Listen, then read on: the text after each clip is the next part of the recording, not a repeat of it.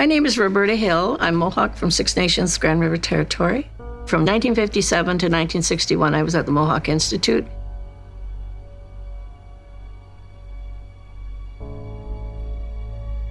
My name is Micah Patterson. I am the data librarian and lead researcher with the Survivor Secretariat. I am from Six Nations of the Grand River. According to Article 2 of the 1948 United Nations Genocide Convention, genocide consists of 5 specific, exhaustively enumerated acts committed with the intent to destroy in whole or in part a national, ethnical, racial, or religious group. Killing members of the group. This includes the direct, intentional killing of individuals based on their group membership. I would say that there were deaths at the school, and I think the negligence comes in not caring about the health of us. Is that if someone is sick, do you transfer them to a better place, somebody who will give them better care? I don't think so. That would be very rare if they did that at the mush hole, because it was a cost measure, and they had to look at the cost of moving a child out and into better health care. Through our investigation, there are cases where we're able to see instances in which children are denied access to medical care to the point of no return. And in these instances, these children die. When it comes to the death of a child, you have to think about what led to that. What circumstances led to a child dying under your care? In the cases of children who died from disease, their conditions were ignored for so long that there was no hope of recovery. In these cases, these children were sent home. And what that meant is that that institution was not responsible for that death. They got to wipe their hands clean of their role in the death of a child. They were not taken care of. Their life was lost through acts of neglect. And for what? What did that life represent to any staff member of the Mohawk Institute? Likely not much. But when you think of what that life meant to that child's family, to that child's community, it meant the world. And in cases where families didn't know what happened to their children, they're left forever wondering and looking for answers.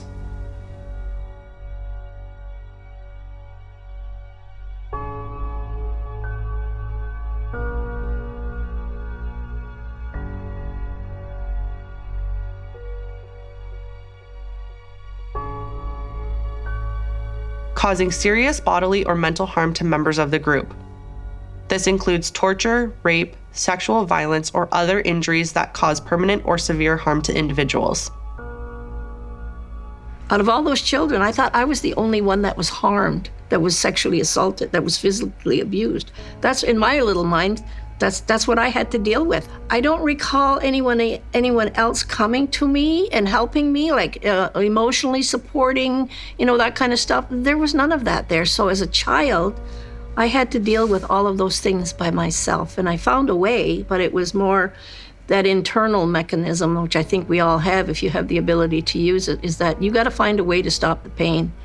And mine was to just mentally shut it off. If somebody's going to abuse me, I found a way not to feel.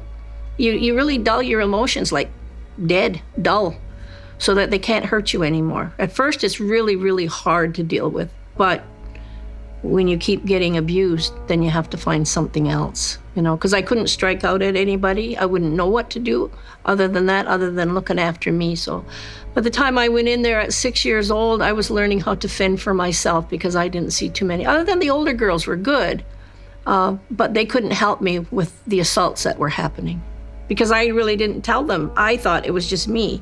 So they probably experienced very similar things. I just didn't know how rampant it was. Deliberately inflicting on the group conditions of life calculated to bring about its physical destruction in whole or in part. This involves slow death measures such as deliberate deprivation of resources needed for survival, including food, medicine, shelter, and medical services, as well as forced labor. It's all child labor, every bit of it. Like, I don't know about any other residential school, but I'm pretty sure they're all run the same way, because this is how you run an institution on the cheap and at the expense of the child. This was happening across Canada. It was a business. It was a corporation. These institutions operated off of the backs of children. They were able to operate and make money through forced child labor. So you've got children working the farms, doing the produce, milking the cows, herding the cattle back in. Them guys had to milk those cows and everything else. They had chickens, they had all of this stuff. The girls, they were the cooks, they were the cleaners, and setting tables and mopping floors. Girls had their job too. I know some people went out into some of the richer people's homes. They were kind of farmed out there to help with cleaning and stuff like that. When it comes to, again, being hired out as help, essentially indentured servants, and girls were being used to conduct household duties. They were laundering not only for those occupants of the building, but also for residents of Brantford, sending their laundry to be done by little Indian children. But I just know that what we did as kids, they didn't have to hire anybody because most of us were doing the labor. I remember getting needles, and I don't, when I think about the practice in the institution of nursing, and I'm only just beginning to understand it, and I'm a nurse of 32 years, so I understand nursing. And so I'm thinking, okay, what was she giving us, for one thing? Didn't know about the pills. Yeah, they'll give you pills. Tell you to take a pill, you're an obedient kid because you'll get punished if you don't take it. Needles, I have no clue what they were giving us. What were you giving us? Because I know when I do my research, I was there and left in 61. Measles, mumps, they weren't even approved until late 60s or 70s. So what the heck were you guys giving us? You do not introduce anything unless it's under sterile conditions. And so I don't know what they were doing other than to say you're either injecting or taking, but it's still experimental. I can't think of any medical reason why they would have done this to children. Children were then being sent to a hospital that, again, is known to have had individuals working that were unqualified, rather than sending them to a proper hospital that is located quite closely to them, in this case, the Brantford General. And in these instances in which they're denied access to medical care, injuries worsen, disease worsens. There's cases in which we find that children have lost hearing because of injuries sustained during punishment. It was a commonly known practice, as expressed by survivors, that being smacked open hand in the head or being punched was common. With that comes ruptured eardrums. And through the records, we see instances in which a child has been denied medical care for so long that it results in them dying. The nutrition was probably lower standards than most. And it's only because that we had gardens, we had vegetable gardens, we had greenhouses. The young boys were looking after all this. They had beef, they had cattle. There's no reason any kid should not have had a well-balanced diet there. But because they are selling the produce and everything else, and the milk or whatever, like we get skim milk or powdered milk or whatever, they're just offsetting their administration costs. And yet the children were the child labor. They've more than offset their costs, really. Like, they're pretty much getting a lot for free here. It's child labor. Everything that was done there was pretty much by a child. I don't think there's too many people that said the meals were good. Maybe later on, towards when it was closing, they were cleaning up their act, but not in the 50s. Not that I remember. I did not like their food. And when I left there, I must have been malnourished or something, because I had to get needles in my butt, and I'm pretty sure it was iron. So there was something I was lacking that I had to go see a doctor once in a while. Yeah. I think when children were dying in institutions like the Mohawk Institute or any other residential school, I think it's gross negligence, because they were trying to offset costs, but it's at the expense of a child's well-being. Why couldn't you just feed them well? The produce was there, but it all boils down to how much money can I save and put the children to work, and you still could have fed them. There's no reason for that. It was like a massive production of food. If you're doing gardens and stuff like that, and you've got cattle, you've got chickens, there's a lot of food there, a lot of food. It's just like we weren't worthy of the same care as anybody else. And why? We're all human beings, but why? Imposing measures intended to prevent births within the group. This includes forced sterilization, forced abortion, prohibition of marriage, and separation of families, which aims to destroy the group's biological continuity. There are cases that are mentioned in the files where one residential school, like the boy and the girl, would get married. They like that because they've been indoctrinated into that system. They want you to marry that way. The separation of families, yeah, that just destroys everything. When you think of, I think of my family and how long it took to, I was away for 12 years. And when we look at the effects of the Indian residential school system and how it changed the landscape of our communities, it's easy to look at the ways in which families changed. Individuals leaving the residential school system were forever changed.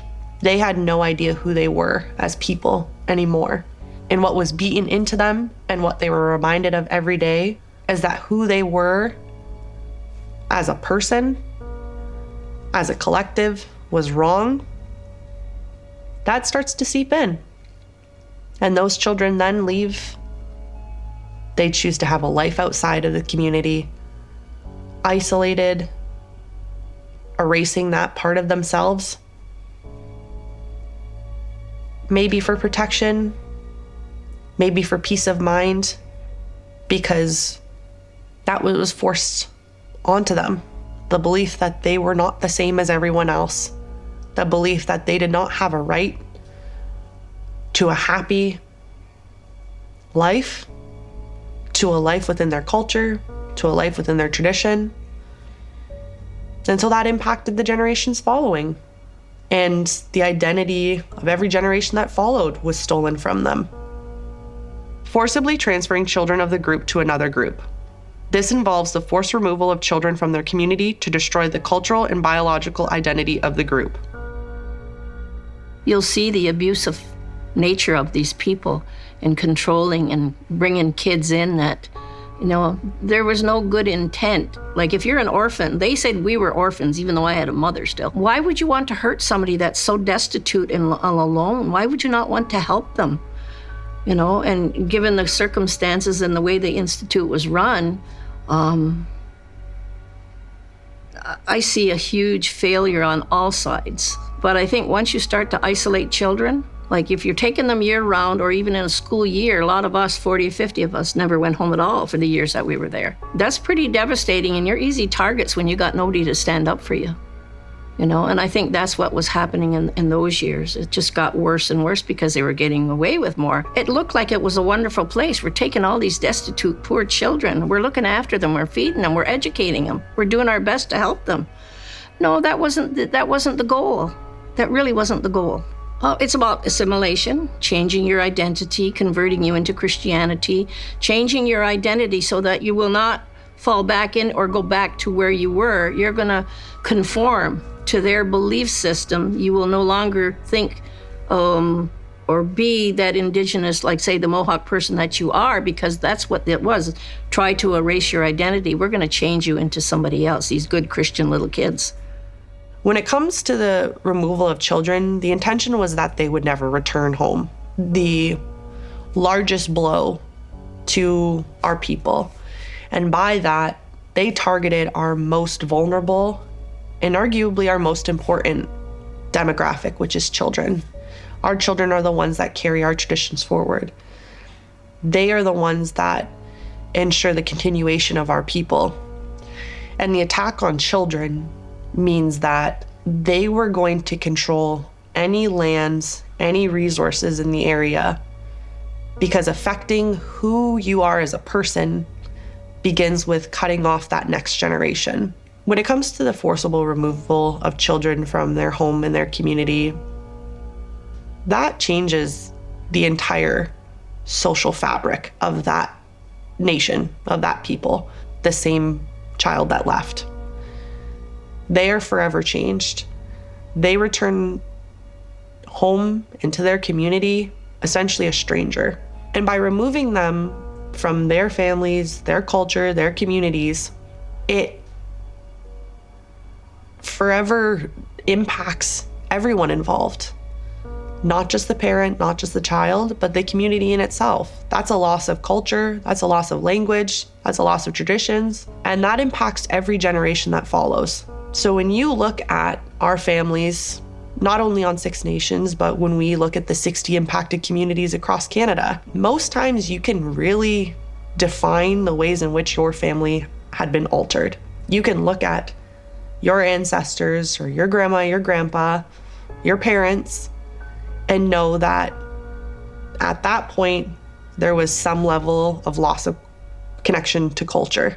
And though they may be able to come back eventually, but that's unknown to them for the period in which they return home, or if they ever do return home.